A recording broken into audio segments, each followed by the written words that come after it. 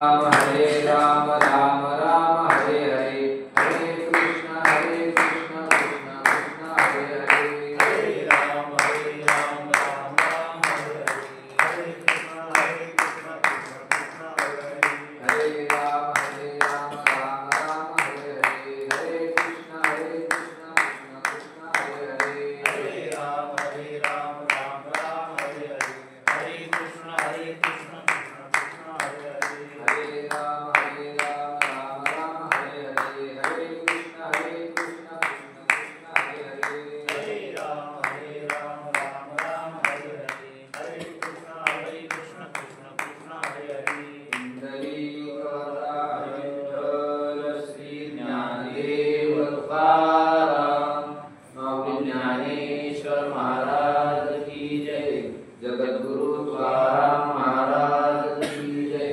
सद्गुरु तुकोबा महाराज की जय नमामि सद्गुरुं शान्तं सच्चिदानन्द विग्रहम् पूर्ण ब्रह्म परानंद मीशमानंदी वल्लभम् ओम नमो ज्ञानेश्वरा करुणाकरा दयाळा तुमचा अनुग्रह लादलो पावन झालो चराचरी मी कळा कुसली काहीच नेने बोलतो वचने अति भाविका तुमचा अनुग्रह लादलो पावन झालो चराचरी एका जनार्दनी तुमचा दास ज्याची आस पुरवावी तुमचा अनुग्रह लादलो पावन झालो चराचरी भगवान पंढरीनाथाच्या पुण्य पावन अशा या पंढरी नगरीमध्ये चातुर्मासाच्या पर्व काळात ज्ञानेश्वरीच्या चिंतनासाठी आपण या ठिकाणी आलेलो आहोत. ज्ञानेश्वरी चिंतनाचा आपला आजचा दुसरा दिवस. ज्ञानेश्वरीचं चिंतन हे चिंतन करण्यापूर्वी सकल संत भगवान पांडुरंग परमात्मा गुरुवर्य या सर्वांच्या चरणी साष्टांग नमस्कार करून आपण चिंतनाकरिता सुरुवात करू. ग्रंथाचं जे चिंतन करायचं ते चिंतन आपल्या उद्धारासाठी आपल्या मुक्तीसाठी आपलं हित व्हावं म्हणून आपल्याला ग्रंथाचं काय करायचं चिंतन करायचंय. हे ग्रंथाचं चिंतन करत असताना तीन प्रकाराने चिंतन करावं लागतं. चिंतन करण्याचे शास्त्रामध्ये तीन प्रकार सांगितलेले आहेत. त्यातला पहिला प्रकार म्हणजे शब्द परिचय, दुसरा प्रकार आहे अर्थ परिचय आणि तिसरा प्रकार अर्थरूपता. अशा तीन प्रकाराने ग्रंथाचं चिंतन केल्या जातं, ग्रंथाचं चिंतन करायला पाहिजे. त्यातला पहिला प्रकार शब्द परिचय. शब्द परिचय म्हणजे काय तर त्या ग्रंथामधील जे शब्द आहे ते शब्दाचं व्याकरणासह संपूर्ण ज्ञान करून घेणं त्याला काय म्हणायचं शब्द परिचय म्हणायचं. शब्द परिचय. पारायण जे केलं जातं ते कशासाठी असतं शब्द परिचय. प्रत्येक ग्रंथाचं जे पारायण केलं जातं ज्ञानेश्वरी गाथा भागवत तर त्या पारायणाने काय होत असतं आपल्याला ग्रंथाचा शब्द परिचय होत असतो. किंवा ग्रंथाचं जे पाठांतर केलं जातं हे सुद्धा कशासाठी असतं त्यातून शब्द परिचय अगोदर होत असतो. त्याचा मूळ उद्देश तर भगवत प्राप्तीचे परंतु प्रामुख्याने अगोदर काय होत असतो शब्दाचा परिचय होत असतो. ज्याला शब्दाचा परिचय झाला नाही त्याचा अर्थाशी कधीच संबंध येऊ शकत नाही. त्याला अर्थ कळू शकत नाही. अर्थ कळून घेण्याकरता अगोदर काय व्हावं लागतं शब्दाचा परिचय व्हावा लागतो. प्रत्येक शब्दाचा अर्थ ठरलेला असतो. त्यामुळं शब्दाचा अर्थ कळणं ही प्रारंभाची पहिली पायरी. त्यानंतर ग्रंथाचं चिंतन करत असताना अर्थ परिचय करावा लागतो. शब्दाचा एकदा परिचय झाला की मग त्या शब्दाचा नेमका अर्थ काय आहे, कोणत्या शब्दाचा काय अर्थ आहे, त्या शब्दाची जोड केल्यानंतर काय अर्थ होतो, ते शब्द एकत्र आल्यानंतर काय अर्थ होतो, पूर्ण ओळीचा अर्थ काय, अभंगाचा अर्थ काय, हे काय झाले अर्थ परिचय झाला, अर्थाचा परिचय. अजून म्हणजे नुसतं शब्दाचा अर्थ कळणं याला अर्थ परिचय म्हणतात असं काही नाही. तर त्या ओळीमध्ये त्या अभंगामध्ये जो भाव आहे त्या भावाचं ज्ञान होणं याला काय म्हणायचं, अर्थ परिचय म्हणायचं. अर्थ बऱ्याच जणांना कळतात. ग्रंथ शिकल्यानंतर, व्याकरण शिकल्यानंतर सगळ्यालाच अर्थ कळतो जवळ. प्रत्येक ओळीचा, प्रत्येक अभंगाचा सुद्धा अर्थ प्रत्येक जणाला कळतो. पण त्या ओळीचा, त्या अभंगाचा भाव कळणं तेवढं शक्य नाही, सर्वांना ते शक्य होत नाही. ते शक्य होण्यासाठी सद्गुरूंची काय लागते, कृपा लागते. तो ग्रंथ ज्या महात्म्याने लिहिला आहे त्या महात्म्याची काय लागते, कृपा लागते. ज्ञानोबारायांना या ओळीमधून नेमकं सांगायचं काय, किंवा तुकोबारायांना या अभंगामधून नेमकं काय सांगायचं, हे जर आपल्याला कळून घ्यायचं असेल तर त्या संतांची काय लागते, आपल्यावर कृपा लागते. तुकोबारायांची कृपा झाल्याशिवाय अभंगाचा भाव कळणं तेवढं शक्य नाही. ग्रंथ शिकून एका अभंगावर महिनाभर प्रवचन करता येईल, काही अडचण नाही.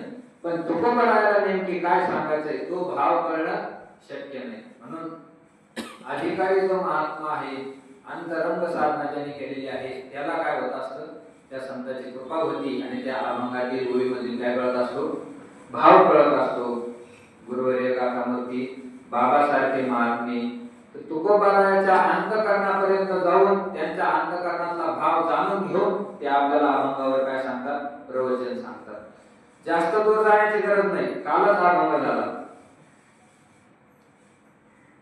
कालचा जो अभंग होता त्या अभंगाचा जर अर्थ आपल्याला सर्वांनाच कळतो किंवा सार्थ गाथा पाहिल्यानंतर सुद्धा कळतो. पण तो अभंगाचा अर्थ वेगळा आणि त्या अभंगामध्ये जे सांगायचं तो भाव वेगळा. तो भाव काल बाबांनी सांगितला होता. जाणकाराच्या लक्षात आलेला असेल, त्याच्या लक्षात नसेल आलेलं. अभंग कालचा होता, यज्ञ निमित्त शरीराशी बंधन, कार्य तृष्णा वायाविन वाढविली, नव्हे ते भक्ती परलोक साधन, विषयांनी बंधन केले तुझं. यज्ञ निमित्त शरीराशी बंधन, कार्य तृष्णा वायाविन वाढविली. याचा सरळ अर्थ होतो, जर तुम्ही विषय प्राप्तीसाठी, धन प्राप्तीसाठी, मान प्राप्तीसाठी किंवा परलोकाला स्वर्गाधिकाच्या इच्छेने जर तुम्ही यज्ञ केला तर त्या यज्ञा ठिकाणी काय होतं, शरीराशी बंधन, तुम्हाला शरीराचं बंधन प्राप्त होतं. हा, या शरीराचा त्याग होतो. स्वर्गामध्ये गेल्यानंतर दिव्य शरीर आपल्याला प्राप्त होतं. पण दिव्य शरीर जरी प्राप्त झालं तर एक ना एक दिवस पुण्य संपल्यानंतर त्या शरीराचा सुद्धा काय करावा लागतो, त्याग करावा लागतो. पुन्हा मृत्यू लोकांमध्ये जावं लागतं. ते तर होतो स्वर्ग लोकं विशालम क्षिणे पुण्य मर्त्य लोकं विशंती एवं त्रयी धर्म मनुप्रपन्ना गतागतं काम कामा लभंती. पुण्याची पावटी सरे, सेवेची इंद्रपणाची उटी उतरे, मग येऊ लागती माघारे मृत्यू लोका. परत काय करावं लागतं, मृत्यू लोकाला यावं लागतं. म्हणजे यज्ञ निमित्त शरीराशी बंधन, ते केल्याने तुम्हाला काय होईल, पुन्हा शरीराचंच बंधन प्राप्त होईल. हा अभंगाचा काय सरळ सरळ अर्थ, त्याचा भाव तसा नाही, सरळ अर्थ. पण बाबाने त्याच्यामधला भाव असा सांगितला की जर तुकाराम महाराजांचा काळ जर पाहिला तर आज 300-350 वर्ष होऊन गेले. त्या काळात जवळजवळ यज्ञाचं काय होतं, मोडलं होतं मार्ग यज्ञाचा. तुका म्हणे विधी निषेध झोपला, उच्छेद या झाला मार्गाचा. जे मार्ग मोडले होते, मोडी झाले होते तुकाराम महाराजांच्या काळातच. आणि आता तर 300-350 वर्ष पूर्ण होऊन गेले. आता तर जवळजवळ सगळं यज्ञाचं संपून गेलं, कुठं थोडाफार यज्ञ होतो. मग असं असताना सुद्धा, यज्ञाचा मार्ग मोडला असताना सुद्धा आता कोणी यज्ञ करत नाही, अशी स्थिती असताना सुद्धा की यज्ञ निमित्त शरीराशी बंधन असं तुकोबारायांनी का सांगितलं, कशासाठी सांगितलं, तर त्यातून बाबाने असा भाव सांगितला, यज्ञ शब्दाचा अर्थ काय होतो, भगवत प्राप्तीचं साधन. जे साधन भगवत प्राप्ती करून देतं त्या प्रत्येक साधनाला नाव काय, यज्ञ. यज्ञ म्हणून नाम जप यज्ञ तो परम. नाम जप करणं हा सुद्धा काय आहे, आहे यज्ञ आहे, भक्ती करणं हे काय यज्ञ आहे, कीर्तन करणं यज्ञ आहे. म्हणून हे सगळे साधना काय यज्ञ आहे. आणि म्हणून दुसऱ्या चरणामध्ये तुकोबरायांनी म्हणलं नव्हे ते भक्ती. यज्ञ कोणी भक्ती म्हणून करत नाही. कीर्तन प्रवचन भजन हे भक्ती म्हणून सगळे करतात. म्हणून यज्ञ शब्दाचा तसा अर्थ काढून बाबांनी असा भाव सांगितला की तुकोबारायांना हे सांगायचं भक्तीचं कोणतंही साधन असो, तुम्ही काकडा भजन केलं, तुम्ही पारायण केले, तुम्ही प्रवचन केलं, कीर्तन केलं, भजन केलं, ही जी भक्तीची साधना आहे, ही भक्तीची साधना करून जर तुम्ही धनाची इच्छा, मानाची इच्छा, स्वर्ग प्राप्तीची इच्छा जर तुमच्या अंतःकरणामध्ये असेल तर यज्ञ निमित्त शरीराशी बंधन, तर ते केल्याने सुद्धा तुम्हाला काय होईल, शरीराचं बंधन प्राप्त होईल. सांगायचं एवढं म्हणजे अभंगाचा अर्थ करणं शक्य आहे, पण त्या अभंगाचा जो भाव आहे तो शक्य नाही समजणं. त्याला त्या महात्म्याची काय लागते, कृपा लागते. ही दुसरी पायरी. अर्थ परिचय ही काय आहे, दुसरी पायरी. त्यानंतर पुढे जाऊन तिसरी पायरी आणि सगळ्यात महत्वाची ती म्हणजे अर्थरूपता. जीवनामध्ये अर्थरूपता झाल्याशिवाय कृतार्थता येत नाही. जीवनाची सार्थकता कशात आहे तर जे संतांचे जे ग्रंथ आहे त्या ग्रंथातील प्रत्येक जे वाक्य आहे त्या वाक्याची आपल्या जीवनामध्ये अर्थरूपता झाली पाहिजे. अर्थरूपता झाल्याशिवाय ते ग्रंथाचं पाठांतर करणं म्हणजे फुकट जाणं आहे, फुकट जाणं. तर तुकोबरायांनी काय म्हटले, मानदंभासाठी केले अक्षराची आटी, कार्यशील वाया न भजता पंढरीराया.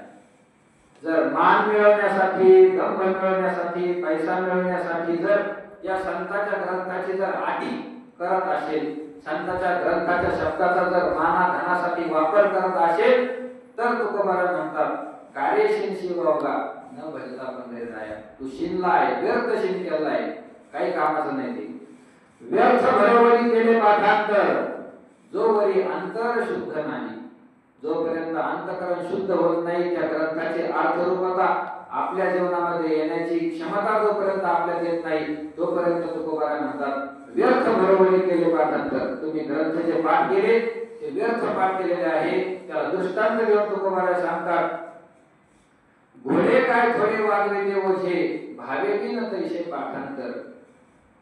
घोड्याच्या पाठीवर थोडं ओझं असतं का? घोडे गाढवं किती का ओझे वागवतात. तसं भावाशिवाय केलेलं जे पाठांतर आहे, जीवनामध्ये अर्थरूपता आणल्याशिवाय केलेलं जे पाठांतर आहे ते पाठांतर म्हणजे घोड्याचं ओझवान आहे, गाढवासारखं ओझवान आहे, असं समजायचं काय आहे मत आहे. म्हणून जीवनामध्ये ग्रंथाची अर्थरूपता झाली पाहिजे. जे ग्रंथामध्ये सांगितलं त्याचं आचरण आपल्या जीवनामध्ये झालं पाहिजे. ते होतच असं काही सांगता येत नाही. कोणाच्या अंतःकरणामध्ये काय भाव आहे हे जरी आपल्याला सांगता येत नसलं तरी सुद्धा कार्यावरून कारणाचे काय होत असतं, अनुमान लावता येत असतं. कार्यावरून कारणाचा अनुमान लावता येतं.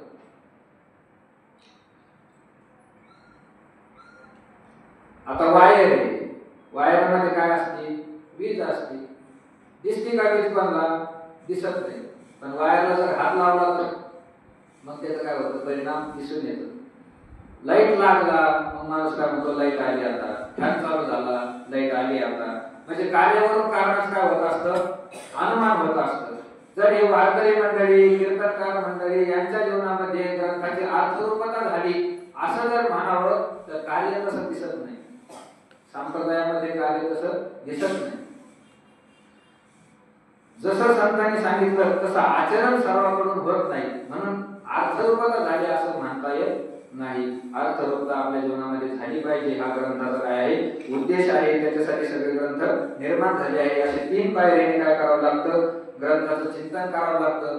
त्यामध्ये पहिली पायरी म्हणजे पारायण आहे. ती पारायण केल्यानं आपण सगळे करतोच, परंतु या ठिकाणी चिंतनासाठी आपण जो या ठिकाणी प्राप्त झालो आहोत ते दुसऱ्या पायरीसाठी अर्थ परिचय करून घेण्यासाठी, ग्रंथाच्या शब्दाचा काय अर्थ आहे तो अर्थ परिचय करून घेण्यासाठी आज आपण या ठिकाणी आलेलो आहोत. त्यामध्ये आपण ज्ञानेश्वरीचं चिंतन सुरू आहे. ज्ञानोबराय म्हणतात, ओम नमो जिहाद्या वेद प्रतिपाद्या जय जय स्वसंवेद्या आत्मरूपा. त्याचा अन्वय असा होतो, अद्या वेद प्रतिपाद्या ओम जी नमो स्वसंवेद्या आत्मरूपा जय जय. त्यामध्ये काल आपण आद्या शब्दाचं चिंतन करत होतो. आद्या शब्दाचा जो अर्थ आहे तो अर्थ ज्ञानोबरांनी असा केला आहे की आद्या म्हणजे जगताचं आदी कारण असणारा, जगाच्या आरंभी असणारा, जग उत्पन्न होण्याच्या पूर्वी असणारा असा कोण आहे? पांडुरंग परमात्मा आहे. ग्रंथाच्या आरंभी मंगल करतात तर ते वस्तू निर्देश रूप मंगल करतात. पांडुरंगाचं वर्णन करत असताना कोण पांडुरंग आहे हो? तर आद्या, या जगताच्या आधी असणारा जो पांडुरंग आहे त्या पांडुरंगाला तुकोबाराय काय करतात? ज्ञानेश्वर महाराज त्या पांडुरंगाचं वर्णन करतात. जो या जगताचा अगोदर होता. पहिले कोठेच नव्हते काही, चंद्र सूर्य तारा नाही, अवघे शून्यच होते पाही. कान्होबा ते रे ते रे ते, कान्होबा ते या शब्दाने, हे सगळ्या शास्त्रांनी, सगळ्या संतांनी ते या शब्दाने त्या पांडुरंगाचं काय केलेलं आहे? स्वरूपाचं वर्णन केलेलं आहे. प्रत्येक ठिकाणी गीतेमध्ये सुद्धा प्रत्येक अध्यायाच्या शेवटी हरि ओम तत्सदिती. तर तत् शब्दाचा अर्थ काय आहे? ते ब्रह्म. ते ब्रह्म म्हणून या पांडुरंगाचं काय केलं आहे? वर्णन केलेलं आहे. ओम तत्सदिती निर्देशो ब्रह्मणः त्रिविधः स्मृतः. प्रत्येक अध्यायामध्ये सांगितलेलं आहे. संतांच्या वचनामध्ये जर गेलं तरी सुद्धा तोच अर्थ आहे. ते हे ब्रह्म विदेवरी, त्याला ते म्हणलेलं आहे. ते शब्दांनी त्याचं वर्णन केलं आहे. तो हा विठ्ठल बरवा, तो हा विठोबा निधान. प्रत्येक ठिकाणी आनंद अद्वय नित्य निरामय जे का निज ध्येय योगी याचे असा असणारा जो पांडुरंग आहे ते हे समचरण विटेवरी साजरे. तर तत् शब्दाने, ते शब्दाने ज्याचं वर्णन केलं आहे तो पांडुरंग परमात्मा, त्याला तुकोबाराय काय म्हणतात? ज्ञानोबाराय आद्या शब्द वापरतात. आद्या म्हणजे या जगताचं आदी कारण असणाऱ्या, जगताच्या पूर्वी उपलब्ध असणाऱ्या हे पांडुरंग परमात्म्या नमोजी, मी तुम्हाला काय करतो? नमस्कार करतो, तुम्हाला नमस्कार करतो. पहिलं विशेषण वापरलं. आता दुसरं विशेषण ज्ञानोबाराय भगवंताला देतात वेद प्रतिपाद्या. वेद प्रतिपाद्या, वेद प्रतिपाद्य शब्दाचा अर्थ होतो वेदाच्या प्रतिपादनाचा विषय असणारा. प्रतिपादन शब्दाचा अर्थ आहे सांगणे. प्रतिपादन करणे म्हणजे सांगणे, आणि प्रतिपाद्य म्हणजे सांगण्याचा विषय असणारा, सांगण्यायोग्य असणारा, वेदाच्या सांगण्यायोग्य. वेद जो अर्थ सांगतो तो अर्थ म्हणजे कोण आहे? पांडुरंग परमात्मा आहे, ते ब्रह्म आहे. वेद प्रतिपाद्य असं त्याला ज्ञानोबारायांनी नाव दिलेलं आहे. वेद काय करतो? तर पांडुरंगाचं वर्णन करतो. वर्णन वेद प्रतिपाद्या. वेदाची निर्मिती कल्पाच्या आरंभी होत असते. सृष्टीच्या आरंभी काय होते? वेदाची निर्मिती होते.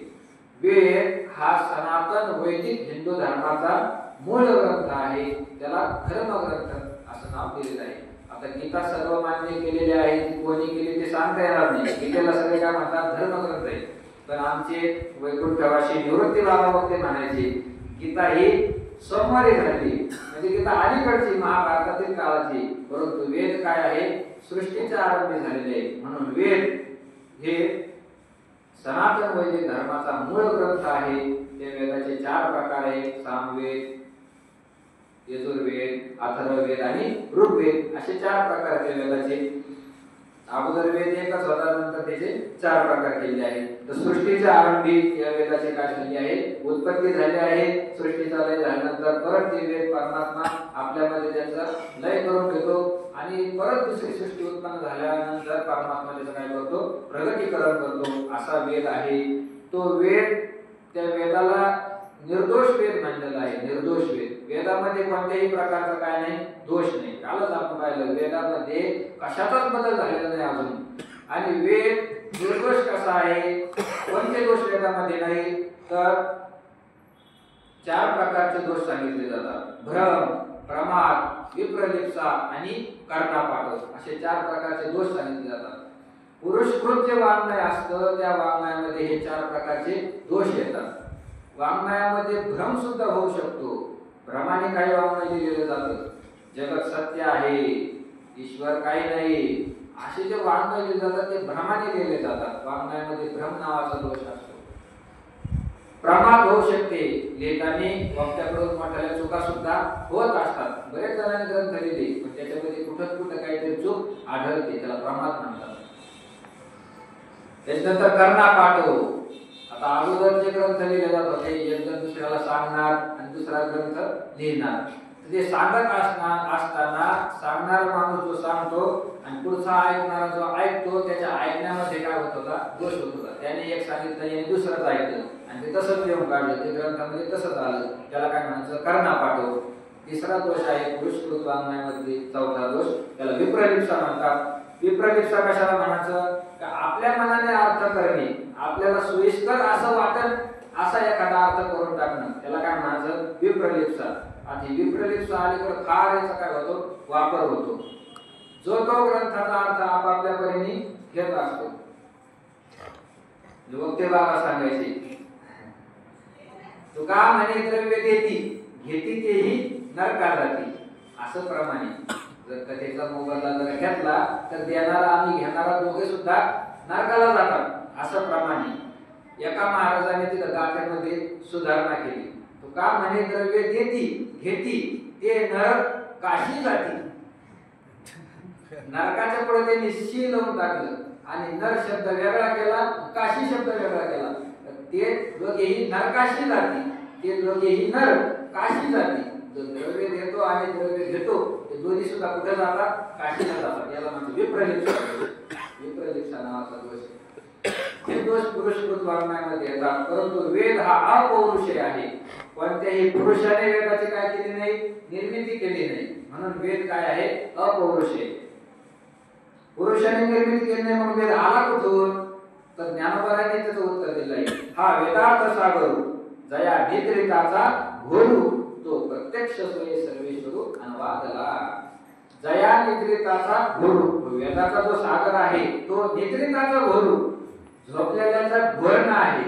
भगवंत ज्यावेळी झोपले आणि घोरायला लागले, त्या घोरण्यामधून काय झालं आहे, वेद प्रकट झालाय. म्हणून वेद हे पुरुषकृत वाङ्मय नाही, अपौरुषेय वेद आहे. वेद अपौरुषेय, कोणीही केलेलं नाही वेद. तसंच तुकोबारायांचा गाथा सुद्धा अपौरुषेय आहे, तो सुद्धा पुरुषकृत वाङ्मय नाही. कारण तुकोबारायांनी जे अभंग लिहिले आहे ते अभंग आपल्या मनाने लिहिले नाही. त्याचं सर्वस्वी तुकोबारायांनी श्रेय कोणाला दिलं आहे, देवाला दिलं आहे. माझ्या मुखे माझं बोलवी तो हरी, हरी माझ्याकडून काय करून घेतो, हे अभंग बोलवून घेतो, मी ते बोलत नाही. साळुंकी मंजूळ बोलत शिवानी शिकविता धनी बेगडाची. त्याचं श्रेय तुकोबारायांनी आपल्याकडे घेतलेलं नाही.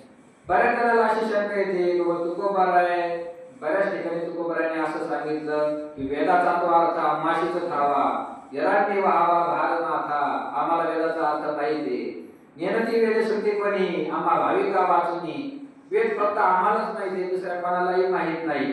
असं तुकोबारायांनी बऱ्याच ठिकाणी म्हणलेलं आहे. सकाळीच विषय झाला प्रवचनात, बाबांनी सांगितलं तुकोबारा कुठे वेद अध्ययन केलेलं कुठे चरित्रामध्ये सापडत नाही. असं असताना सुद्धा तुकोबारायांनी का म्हणलं, पाहे निगम काळा बोले विठ्ठल प्रसादी. निगम काळा म्हणजे काय, वेद. वेद मी पाहिला, वेदाचा अभ्यास केला, असं सुद्धा तुकोबारायांनी म्हणलंय. मग असं कसं शक्य आहे, तर त्याचं उत्तर सुद्धा असंच आहे की तुकोबारायांनी भगवंताचं चिंतन करून ध्यान अवस्थेमध्ये जाऊन, समाधी अवस्थेमध्ये जाऊन ते सगळे वेदाचं काय केलेलं आहे, अर्थ पाहिला. भगवंताने त्यांच्यावर कृपा केली आणि समाधी अवस्थेमध्ये तुकोबारायांना जे काही दिसलं, वेदाचे जे काही अक्षराचं ज्ञान झालं, ते तुकोबारायांच्या मुखामधून काय झालं, बाहेर पडलं. क्षरा अक्षरा वेगळा तुका होनी निराळा, पाहे निगम काळा आणि बोले विठ्ठल प्रसादी. क्षर आणि अक्षर या तत्वाच्या वेगळं होऊन तुकोबाराय म्हणतात, मी काय केलं, निराळा झालो आणि निगम काळा पाहिले विठ्ठल प्रसादे बोले. विठ्ठलाच्या प्रसादाने मी निगम काळा पाहिले आणि बोललो. म्हणजे अपौरुषेय वाङ्मय आहे वेद, पुरुषकृत वाङ्मय नाही. हा वेद जो आहे त्या वेदामध्ये कोणतेही दोष नाही. त्या वेदाच्या ठिकाणी निष्ठा असणारे अनेक महात्मे आपल्या संप्रदायामध्ये होऊन गेले आहेत. सर्व संतांची वेदावर अत्यंत काय आहे, निष्ठा आहे. अलीकडे बरेच समाज सुधारक झाले, लोकांनी त्यांना समाज सुधारक असं नाव दिलं. कोणला, ज्याने वेदाची निंदा केली, ज्याने पुराणाची निंदा केली, वेद सत्य नाही, वेद म्हणजे ब्राह्मणांनी आपले पोट भरण्यासाठी निर्माण केला, असं सांगणारे अलीकडे निंदा करणारे बरेच जण झाले.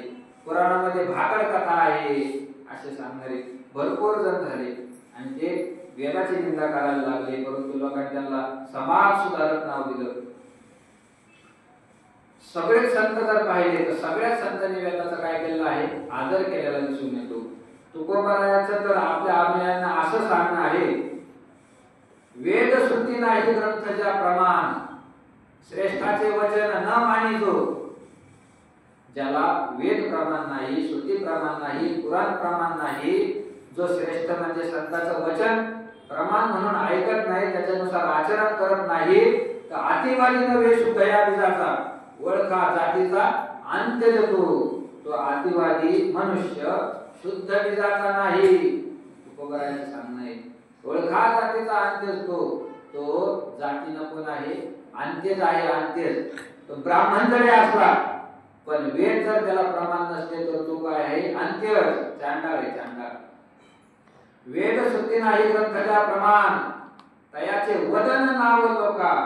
ज्याला वेद श्रुती ग्रंथ प्रमाण म्हणत नाही, त्याच्यानुसार जो आचरण करत नाही, तयाचे वदन नाव लोका, त्याचं तोंड पाहू नका. तुकोबारायांचं सांगणं आहे, वेदानिंदी तो चांडाळ, भ्रष्ट सुतकिया फळ. वेदाची जो निंदा करतो तो चांडाळ आहे, चांडाळ, भ्रष्ट आहे, तो सुतकी आहे, सुतकी, खर आहे. सुतकी माणसाला स्पर्श करत नाही, सुतकी माणसाचं अन्न खाऊ नये. तसं वेदाची जो निंदा करतो त्याच्या घरातलं पाणी पिऊ नये, त्याच्याशी बोलू नये, त्याच्याशी कोणता व्यवहार करू नये, त्याचं तोंड सुद्धा पाहू नये. तुकोबारायांचं सांगणं आहे. ज्ञानोबारायांनी सुद्धा वेदाचा फार आदर केलेला आहे. आता बरेच जण असं म्हणतात वेदामध्ये आपल्याला फार कमी जास्तपणा पाहायला मिळतो. आता अथर्ववेद जर पाहिला तर अथर्ववेदामध्ये सगळं जारण, मारण, उच्चारण, स्तंभन अशा आघाडी क्रिया सांगितलेल्या आहे. एखाद्याला मारायचं असेल तर काय करायचं, एखाद्याचं खून करायचा काय करायचं, असे साधना वेदामध्ये सांगितले. मग असा असणारा वेदाचा तुम्ही स्वीकार का करता, अशी सुद्धा शंका येते. तर त्याचं उत्तर सुद्धा ज्ञानोबारायांनी सांगितलं, जरी वेदे बहुत बोलले, विविध भेद सुचले, तरी आपण हित आपुले तेच घेते. वेदे जरी बहुत बोलले, त्याच्यामध्ये जरी भरपूर सांगितलेलं आहे, विविध भेद सुचले, अनेक प्रकारचे भेद सांगितले, तरी सुद्धा आपण हित आपुले तेच घेते. आपलं ज्याच्यामध्ये हित आहे तेच तुम्ही ग्रहण करा असं सांगतात. त्याला दृष्टांत देऊन माऊली सांगतात, जैसा प्रगटलिया भस्ती आशेषही मार्ग दिसती, तरी तेथुलेही काय चाली जाती सांगे मग. एखाद्याला मुक्कामाला पोहोचला, दुसऱ्या दिवशी त्याला सकाळी पुढच्या गावाला निघायचंय आणि सूर्याचा उदय झाला, प्रगटलिया भस्ती आशेषही मार्ग दिसती, त्याला जाण्यासाठी 4-5 वाटा दिसल्या. 4 वाटा आहे, एकाच गावाला जातात, मग सोबत सगळ्या वाटाने जाता येईल का एकाच वेळेला? नाही. तेथुलेही काय चाली जाती, एकाच कोणत्या तरी मार्गाने काय करावं लागेल, आपल्याला जावं लागेल. म्हणून तरी तेथुलेही काय चाली जाती का उदकमय सकळ, जरी झाले असे महितळ, तरी आपण घेते केवळ आरतीची जोगे. उदकमय सकळ जरी महितळ झाले असे, एखादा समुद्राजवळ गेला, उदकमय समुद्र कसा आहे, सगळं समुद्रामध्ये काय आहे, पाणीच भरलेलं आहे. किती पाणी भरलेलं असतं समुद्रामध्ये त्याची गणना कोणी करू शकत नाही. त्याला तहान लागली तर पाणी पिण्यासाठी खारट पाणी म्हणून भगवंताला प्रार्थना केली, भगवंताने त्याच्यासाठी समुद्र गोड केला आणि मग तो म्हणायला लागला, आता एवढा मोठा समुद्र आहे आणि कसा प्यायचा. ज्ञानोबाला सांगतात एवढा प्यायची गरजच नाही, आपण घेते केवळ आरतीची जोगे, जेवढी तहान आहे तेवढं पिऊन घ्यायचं, पुढे चालायचं. तसं हा वेद जो आहे, वेदामध्ये आपलं हित ज्याच्यामध्ये आहे त्याचं ग्रहण करायचं आणि पुढे निघायचं, आपली साधना आपण करत राहायचं. हा वेद म्हणजे साक्षात भगवंतच आहे, भगवंतच साक्षात वेद रूपाने अवतरित झालेला आहे. म्हणून ऋग्वेद सामू हे मी म्हणे आत्माराम, मी म्हणे आत्माराम. ऋग्वेद, यजुर्वेद, सामवेद हे कोण आहे, मी स्वतः आहे असं भगवंतांनी सांगितलेलं आहे. तो वेद भगवंताच्या सत्तेने चालतो. म्या बोलविल्या वेद बोले, चाललेल्या सूर्य चाले, म्या हलविल्या प्राण हाले, तुझ्या गाठी चालिता. म्हणून आणि हे वेदाचं काय आहे, वेदाचं ज्याला ज्ञान झालं, सगळ्या वेदाचं जरी ज्ञान करून घेतलं तरी, वेदाचं ज्ञान करून घेतलं तरी सुद्धा जर भगवंताचं त्याला ज्ञान होत नसेल तर वेदाचं ज्ञान सुद्धा काय आहे, फुकट गेल्यासारखं आहे.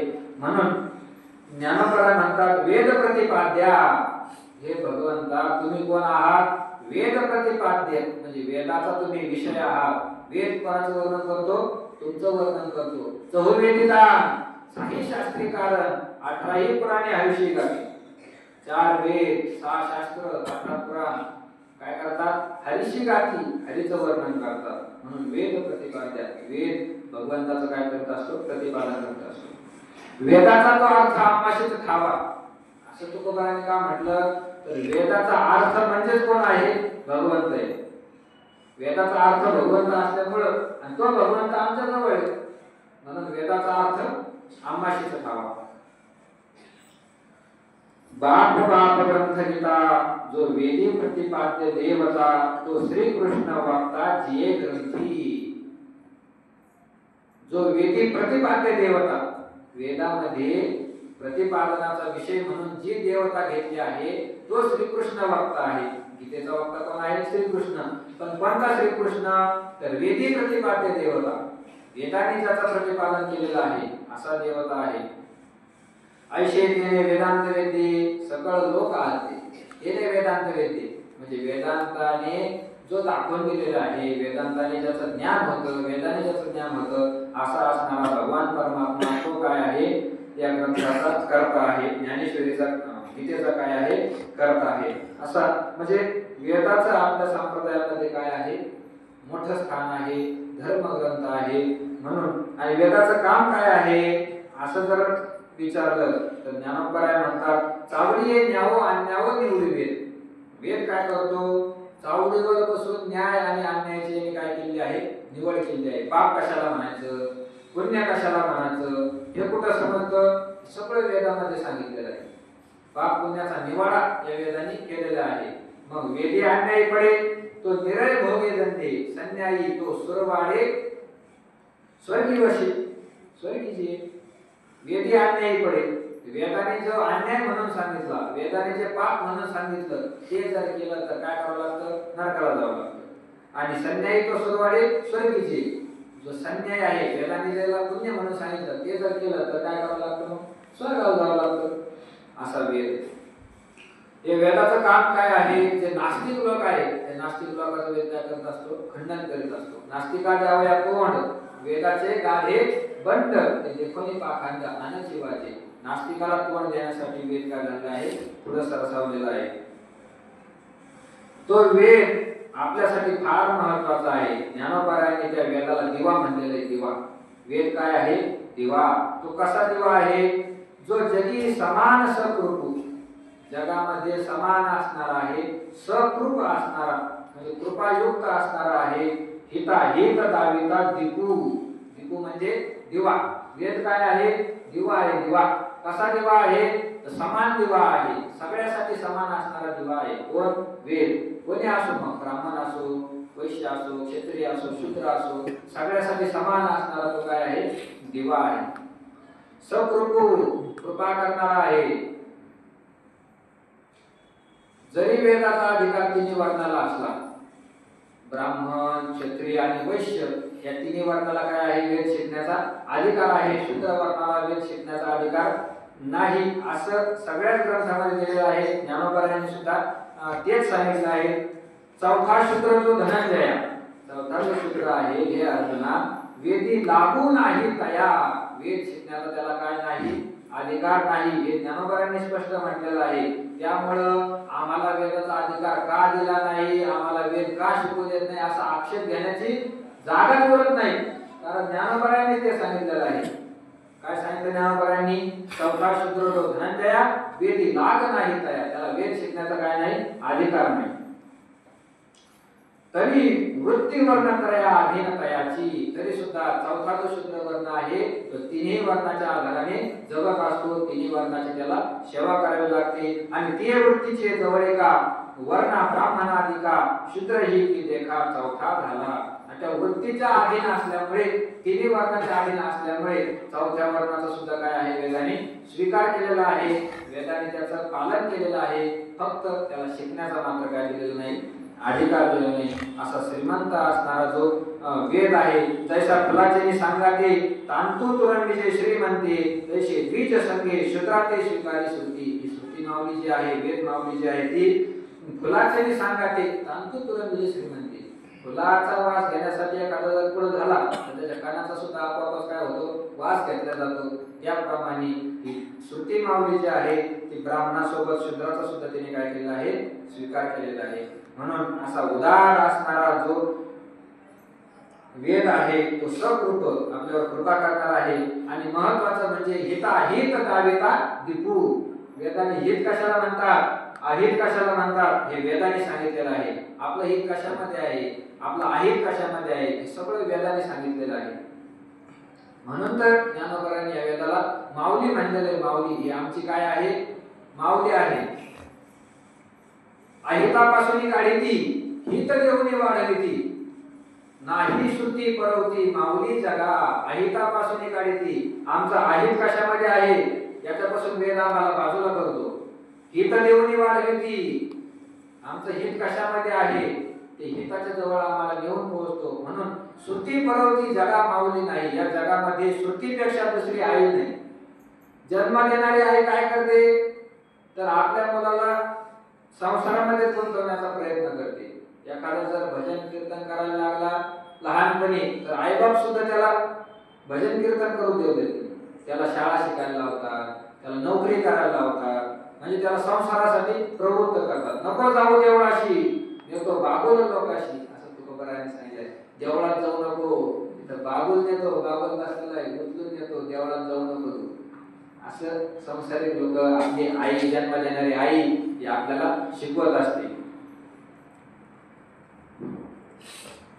मायबापे पिंड पाडेला, पिंडाचं पालन करतात ते, परंतु शेवटी संसारालाच लावतात. त्याच्यामुळे ती माऊली खरी माऊली नाही, ती फक्त जन्म देणारी आहे. परंतु सुट्टी माऊली अहितापासून काढिती आणि हित देऊनी वाढविती नाही श्रुती परवती माऊली जगा. त्या माऊलीसारखी दुसरी माऊली आपली कोणतीच नाही. म्हणून वेद ही आपली काय आहे, आई आहे, आई. म्हणून या वेदाची जर आपल्यावर कृपा व्हावी, संतांची आपल्यावर कृपा व्हावी असं जर वाटत असेल तर त्याने वेदाच्या निरोपा आन न कीजे. जया आधी आपली कृपा, त्याला आपली कृपा प्राप्त करून घ्यायची असेल त्याने वेदाच्या निरोपा आन न कीजे. त्याने वेदापेक्षा वेगळं वागू नये. वेदाने जे सांगितलं तेच करावं. आणि वेद काय सांगतो, वेद आपण पाहिलं नाही, संत जे सांगतात ते करावं. संतांचं बोलणं म्हणजेच काय असतं, वेद असतं. जे जे संत बोलतात ते सगळं काय असतं, वेदातच असतं, वेदातच असतं. वेदाशिवाय दुसरं संत बोलत नाही. म्हणून जया आधी आपली कृपा ते वेदाच्या निरोपा आनंद कीजे. असा हित आणि अहित दाखवणारा जो वेद आहे तो वेदाचा विषय काय आहे तर वेद प्रतिपाद्या. वेदाचा प्रतिपादनाचा विषय कोण आहे तर भगवान पांडुरंग परमात्मा आहे. वेदाने तो दाखवून दिलेला आहे. तसा वेद प्रतिपाद्य जो ईश्वर तो होवाया लागी गोचर, सुट्टीचा निरंतर अभ्यास करणे. वेद प्रतिपाद्य जो ईश्वर, वेदाने त्याचं काय केलेलं आहे, प्रतिपादन केलेलं आहे. म्हणून ज्ञानोबराय त्याला विशेषण लावतात वेद प्रतिपाद्या. वेदाने त्याचं काय केलेलं आहे, वर्णन केलेलं आहे. असा असणारा हा वेद. तर वेदाचा जर एखाद्याने आज्ञा जर स्वीकारली नाही तर त्याला सुद्धा दंड भोगावा लागतो. म्हणून संप्रदायामध्ये वेदाला काय अतिशय महत्व आहे. या वेदाने भगवंताचं काय केलेलं आहे, प्रतिपादन केलेलं आहे. संपूर्ण वेदामध्ये भगवंताचं काय आहे, प्रतिपादन आहे. काही परंपरेने असेल किंवा साक्षात असेल, परंतु वेदाचा अर्थ कोण आहे, भगवान परमात्माचा आहे. गाथा असेल, ज्ञानेश्वरी असेल, त्यातला प्रत्येक शब्द, प्रत्यक्ष अक्षर, प्रत्येक अक्षर हे साक्षात किंवा परंपरेने कुठे जातं, भगवान परमात्म्याकडे जातं. त्याचा सांगण्याचा उद्देश एकच आहे की परमात्म्याचे काय करून घ्यावी, प्राप्ती करून घ्यावी. मग ती साक्षात असेल किंवा परंपरेने असेल, भगवंताच्या प्राप्तीशिवाय जीवनामध्ये सार्थकता नाही. म्हणून वेदाने सुद्धा भगवंताचं काय केलेलं आहे, प्रतिपादन केलेलं आहे. परंतु त्या दृष्टीने अर्थ शोधण्याची क्षमता पाहिजे. म्हणून वेद प्रतिपाद्या, वेदाने तुमचं काय केलं आहे, प्रतिपादन केलेलं आहे. असं असणारा पांडुरंग परमात्मा जो आहे, त्या पांडुरंग परमात्म्याला मी काय करतो, नमन करतो, असं ज्ञानोबा म्हणतात. चला, ओम नमोजी. आता त्याला तिसरं विशेषण ज्ञानोबारायांनी दिलेलं आहे. काय ज्ञानोबा त्याला म्हणतात, ओम. ज्ञानोबारायांनी ओम असं म्हणून त्या भगवान पांडुरंग परमात्म्याचं काय केलं आहे, वर्णन केलेलं आहे. ओम हा शब्द भगवान ब्रह्मदेवाच्या मुखामधून अगोदर बाहेर पडलेला आहे, म्हणून त्याला मंगलमय असं मानलं जातं. म्हणून हा ओंकार जो आहे, तो ओंकार म्हणजे भगवंताचं एक नाव सुद्धा आहे. ओम विश्वम विष्णू वशत्कारो, विष्णू सहस्रनामामध्ये सुरुवातीला भगवंताचं नाव म्हणून ओम असं म्हणून त्याचं वर्णन केलेलं आहे.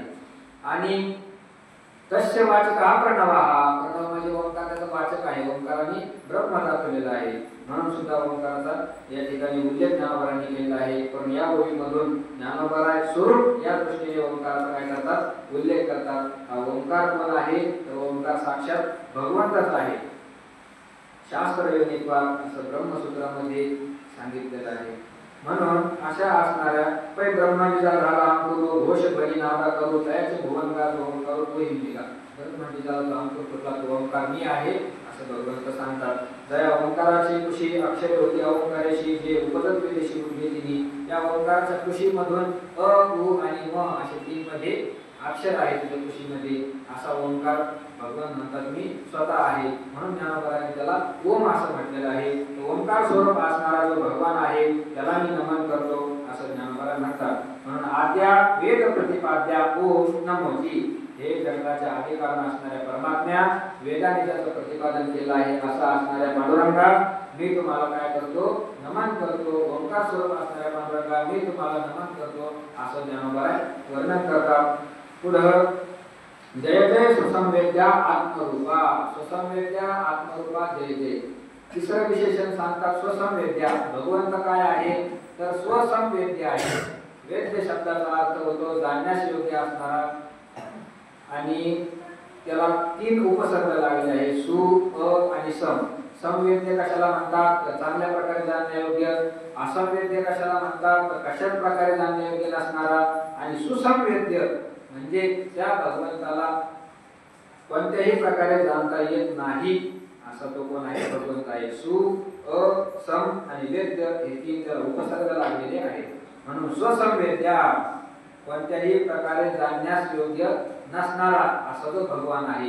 कोणत्याही प्रमाणाने ज्याचं ज्ञान होत नाही असा जो भगवान पांडुरंग परमात्मा आहे, त्या परमात्म्याला मी काय करतो, नमस्कार करतो. त्या परमात्म्याचा काय असो जय जयकार असो, किंवा स्वसंवेद्य म्हणजे स्वतः जाणण्यायोग्य असणारा परमात्मा असा सुद्धा काही जणांनी अर्थ केलेला आहे. तर अशा भगवंताला मी नमस्कार करतो. पुढे ज्ञानोबा म्हणतात आत्मरूपा, आत्मस्वरूप असणाऱ्या देवा. देव कोण आहे, तर आपला आत्मा आहे. आपला आत्मा म्हणजे कोण आहे, देव आहे. देव दुसरा तिसरा कोणी नाही, आपण देव आहे. देवच आपलं स्वरूप आहे. म्हणून आत्मरूपा, आत्मस्वरूप असणाऱ्या देवा तुमचा जय जयकार असो असं ज्ञानोबा वर्णन करतात. तर ज्ञानेश्वरी मधलं हे पहिलं काय आहे, महावाक्यच आहे. महावाक्य कशाला म्हणतात, ज्या वाक्यातून जीव ब्रह्माचा अभेद सांगितला असतो त्याला महावाक्य म्हणतात असं ज्ञानोबा आहे. आत्मरूपा या शब्दाने सुद्धा भगवंताला काय करतात, नमन करतात, भगवंताचा जय जयकार करतात. चल, देवा तुझी गणेश सकलार्थमती प्रकाश म्हणे निवृत्तीदास अवधारी जोजी. पुढे ज्ञानोबा आता रूपक करून या ठिकाणी भगवंताचं वर्णन करतात. भगवंताला गणेश या रूपाने भगवंताचं वर्णन करतात. भगवंत कोण आहे, साक्षात गणपतीच आहे असं गणपती रूपाने त्याचं वर्णन करतात. गणपती ही सर्वात पहिलं पूजन कोणाचं केलं जातं, गणपतीचं केलं जातं. म्हणून ज्ञानोबरायांनी सगळ्यात अगोदर आता गणपतीचं काय केलं आहे, नमन केलेलं आहे, पूजन केलेलं आहे, गणपतीचं रूपक केलेलं आहे. कोण पांडुरंग परमात्मा आहे हो, तुझी गणेशू. देवा तूच कोण आहे, गणपती आहे. गणपती दुसरा तिसरा कोणी नाही, पांडुरंग परमात्मा हाच कोण आहे, गणपती आहे. देवा तुझी गणेशू म्हणजे भगवंतातला आणि गणपतीतला भेद देवा तुझी या शब्दाने काढून टाकला. ज्ञानोबा म्हणतात सकलार्थमती प्रकाश, सगळ्याच्या बुद्धीमध्ये अर्थाचं प्रकाशन करणारा तो कोण आहे, भगवंत आहे, गणपती आहे. गणपती काय करतो, बुद्धीची देवता आहे. आपल्या बुद्धीमध्ये अर्थाचं प्रकाशन कोण करतो, बुद्धीमध्ये गणपती करतो. याच्यामध्ये दोन पाठभेद आहे. काहीच्या ग्रंथामध्ये सकलमती प्रकाश आहे, काहीच्या ग्रंथामध्ये सकलार्थमती प्रकाश आहे. तर सकलमती प्रकाश हा पाठ ज्याच्या ग्रंथामध्ये आहे त्यांच्यासाठी असा अर्थ होतो की सगळ्या प्रकारच्या बुद्धीचा प्रकाशन करणारा, बुद्धीचा प्रकाशन करणारा कोण आहे? गणपती आहे. आणि सकलार्थमती प्रकाश असा पाठ ज्याच्या ज्ञानेश्वरीमध्ये आहे त्यांच्यासाठी असा अर्थ आहे की सगळ्या अर्थाचा बुद्धीमध्ये प्रकाशन करणारा तो गणपती आहे. म्हणे निवृत्तीदास अवधारी जोजी. निवृत्तीदास म्हणजे निवृत्तीनाथ महाराजांचे शिष्य ज्ञानोबा म्हणतात अवधारी जोजी. आता तुम्ही काय करायचं पुढं ऐका. काय ऐकायचं? तर गणपतीचं जे रूपक केलं ते रूपक तुम्ही आता ऐका. कसं रूपक केलं? तर हे शब्द ब्रह्माशेष तेची मूर्ती सुवेश हे तर वर्ण वपू निर्दोष निर्वत आशे. हे आशेष शब्द ब्रह्म सगळा वेद. शब्द ब्रह्म म्हणजे काय? शब्दाचा साठा असणारा जो वेद. तो वेद म्हणजेच काय आहे? संपूर्ण वेद. तेची सुवेश मूर्ती गणपतीची मूर्ती. हा वाङ्मय गणपती म्हणजे शब्दाचा केलेला गणपती आहे. तर मग या गणपतीचं शरीर म्हणजे काय आहे? सुवेश, चांगली मूर्ती, चांगला वेश धारण केलेली जी मूर्ती आहे. शब्द ब्रह्म म्हणजे वेद हेच गणपतीचं काय आहे? शरीर आहे. तेथ वर्णवपू निर्दोष निर्वत असे. त्या गणपतीच्या शरीरामध्ये निर्दोष वर्णवपू निर्वत असे. आता वेद हेच तर त्याचं शरीर आहे. वेदातले शब्द कसे आहे? निर्दोष आहे. म्हणून निर्दोष असा असणारं वर्णवपू. वर्ण शब्दाचा अर्थ होतो अक्षर. अक्षर कसे आहे? निर्दोष आहे. म्हणून निर्दोष वर्णवपू निर्वत असे गणपतीच्या अंगावर शोभून दिसतात. स्मृती त्याची अवयव देखा अंगिक भाव तेथ लावण्याची ठेव अर्थ शोभा. स्मृती त्याची अवयव.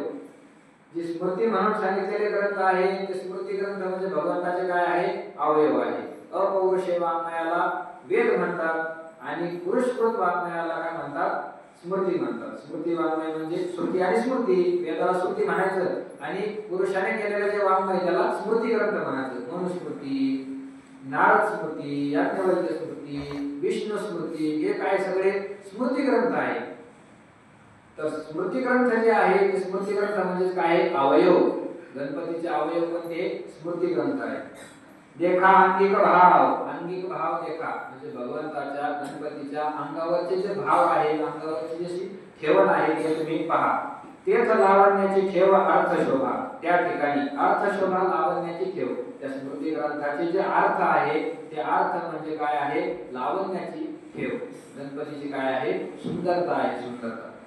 अष्टादश पुराणे तीची मणिभूषणी पद पद्धती खेवणे प्रमेय रत्नांची. 18 पुराण म्हणून जे सांगितलेलं आहे मध्वयम, बत्रयम, वचतुष्टयम, नादिम पावनी पुराण आणि पुष्कम गावडे 18 पुराणाचे 18 नाव सांगितले. म्हणून अष्टादश पुराणे. या 18 पुराण काय आहे? तीची मणिभूषणी. गणपतीच्या गळ्यामध्ये मण्याची काय आहे? माळ आहे. तीची मणिभूषणी. पद पद्धती खेवणे प्रमेय रत्नांची. आणि या ग्रंथामध्ये जे पदांची पद्धत आहे, पदाची जी जोडणी केलेली आहे ती प्रमेय रूपी रत्नाचे काय आहे? कोंदण आहे. कोंदण काठाला जे लावलेले असतात जे चमकतं त्याला काय म्हणायचं? कोंदण. हे कोंदण गणपतीच्या अंगावरचे जे कपडे त्या कपड्याला लावलेले जे कोंदण आहे ते कोंदण म्हणजे काय आहे? तर ग्रंथाची पद पद्धती आहे, अक्षराची लिहिलेली पद्धती. ही प्रमेय रूपी रत्न त्याला लावलेले आहे. प्रमेय म्हणजे सिद्धांत. जीव काय आहे? अल्प आहे. भगवंत व्यापक आहे.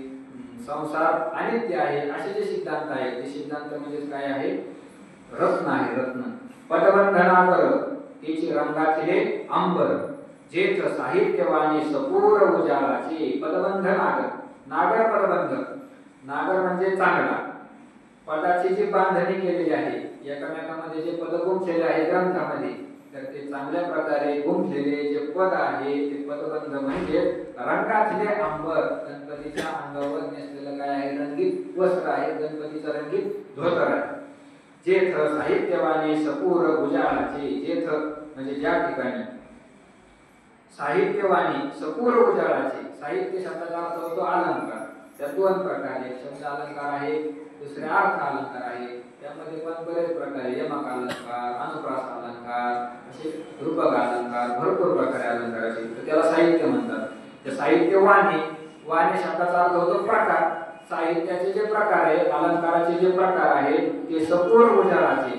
हे म्हणजे गणपतीच्या अंगावरचं उजाळाचे म्हणजे प्रकाशमान सपूर म्हणजे तलम कापड आहे, मऊ कापड आहे. देखा काव्य नाटका जे निर्धारिता सकौतुका त्याची ऋणध्वनी क्षुद्र घंटिका अर्थध्वनी. काव्य नाटका देखा तर काव्य आणि नाटक असे जे दोन प्रकारचे ग्रंथ आहेत. काही काव्य ग्रंथ आहे, काही नाटकाचे ग्रंथ आहे. तर हे ग्रंथ म्हणजे सकौतुका निर्धारिता चांगल्या प्रकारे जर आपण गणपतीच्या शरीरावर पाहिलं, निर्धारिता म्हणजे पाहिलं असता सकौतुका चांगल्या प्रकारे, तर त्याची ऋणध्वनी क्षुद्र घंटिका अर्थध्वनी. तर त्या गणपतीच्या अंगाला बांधलेली क्षुद्र घंटिका म्हणजे लहान लहान घुंगराची जी माळ आहे ती माळ आणि त्याच्यामध्ये निघणारा जो आरकाचा ध्वनी आहे तो ऋणझुम असा वाजणारा ध्वनी म्हणजे काय आहे, काव्य आणि नाटक ग्रंथ आहे. नाना प्रमेयांची परी निपुणपणे पाहता उत्तरी दिसती उचितपणे माधारी रत्नेभरी. नाना प्रमेयांची परी, नाना म्हणजे अनेक, प्रमेय म्हणजे सिद्धांत. अनेक प्रकारचे जे सिद्धांत आहे शास्त्राचे ते सिद्धांत निपुण